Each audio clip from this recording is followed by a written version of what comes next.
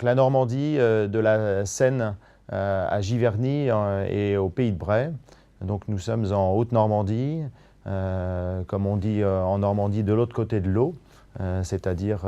dans ce pays des hautes falaises et de la Seine, avec cette diversité de territoires qu'on va aborder, comme à chaque fois dans la collection de la nature des lieux, depuis la géographie, en passant par l'histoire, les grands éléments de l'histoire, et puis en passant par l'architecture, les grands personnages, et en finissant par ce qui est la réalité de la Normandie aujourd'hui, c'est-à-dire les produits du terroir, c'est-à-dire les traditions, c'est-à-dire l'impressionnisme, les courants artistiques, et puis tout ce qui fait aussi cette richesse et cette profondeur de champ historique de ce territoire, à savoir l'histoire des grandes découvertes, des ports, des cartographes, des grands découvreurs du Nouveau Monde, l'histoire de ces ponts qui relient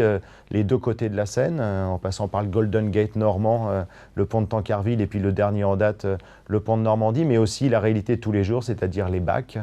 qui relient les deux côtés de la Seine. Donc c'est une vision qui est une vision globale, sans oublier bien sûr cette grande page de l'histoire de l'art qui est l'impressionnisme avec Giverny. La Normandie, c'est le pays des Northmani, donc le pays des Normands, des gens qui viennent du Nord. Donc cet héritage, il est tout à fait exceptionnel, puisque 60% des noms de lieux sont d'origine scandinave, 70% du vocabulaire que vous avez sur le littoral,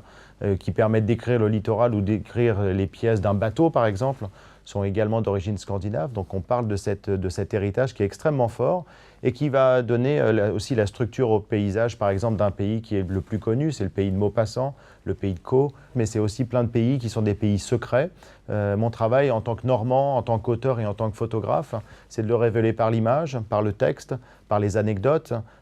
pour que les gens puissent avoir les clés. C'est mon travail de donner les clés aux gens qui viennent visiter notre région et qui viennent la découvrir. Alors sur des choses extrêmement connues, mais sur des choses aussi qui vont étonner ces gens qui vont venir nous visiter.